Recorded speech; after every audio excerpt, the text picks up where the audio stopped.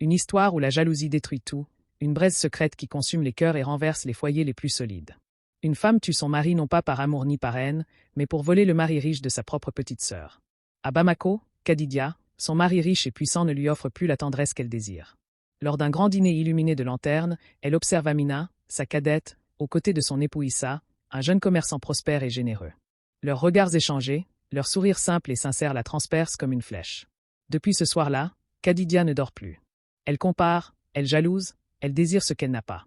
La jalousie devient son sang et son souffle, et elle se convainc qu'elle mérite ce bonheur, qu'Amina ne fait que lui voler une place qui lui revient.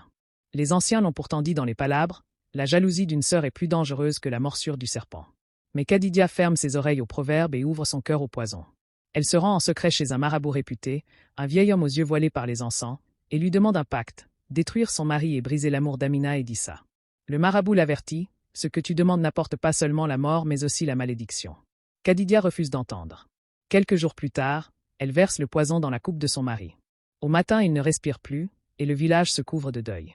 Kadidia joue la veuve éplorée, vêtue de blanc, recevant les condoléances comme une reine blessée. Mais sous ses larmes sèches, elle prépare son prochain coup. Elle se rapproche d'Amina, lui offrant une présence douce, et dans le même temps elle glisse dans l'esprit d'Issa des ombres, des doutes, des insinuations. Elle use de rituels obscurs, de regards troublants, de charmes nocturnes. Peu à peu Issa, autrefois solide, se laisse envahir par une confusion qu'il ne comprend pas. Amina sent le lien fragile, elle prie en silence, persuadée que la vérité éclatera. Vient la réception fatale. Les musiciens jouent, les verres tintent, et Kadidia ose un geste clair, sa main sur le bras d'Issa, un sourire brûlant qui glace Amina. L'humiliation est un poignard, mais elle reste digne. Dans les semaines suivantes, Kadidia s'installe chez Issa, croyant avoir tout gagné. Elle se pavane dans le luxe, savoure la richesse, pense être enfin victorieuse. Mais les nuits apportent des cauchemars. Issa voit le visage de son beau-frère défunt, ses affaires s'écroulent, ses partenaires se retirent, l'argent s'évapore comme eau dans le sable. Le marabout avait dit vrai, le sang appelle toujours la dette. Un ancien du village convoque Kadidia. Dans une pièce sombre, il lui révèle que le pacte la dévore, que son bonheur s'est lié au crime qu'elle a commis. La vérité éclate enfin. Issa apprend que Kadidia a empoisonné son mari pour l'avoir. Sa colère est immense. Lors d'un dîner de notables, il la rejette publiquement, brisant son masque. Kadidia croit encore pouvoir s'en sortir, mais tout s'écroule. Sa beauté se fane, ses bijoux paraissent ternes, ses robes ne suscitent plus l'admiration.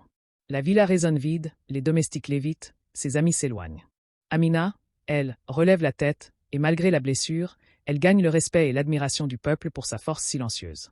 Kadidia demeure seule dans un palais trop grand, prisonnière de son propre piège. Elle comprend trop tard que l'amour qu'elle croyait voler n'était qu'une illusion et que son triomphe n'était que le masque de sa perte. La jalousie est un poison qui consume celui qui le boit, la beauté sans valeur est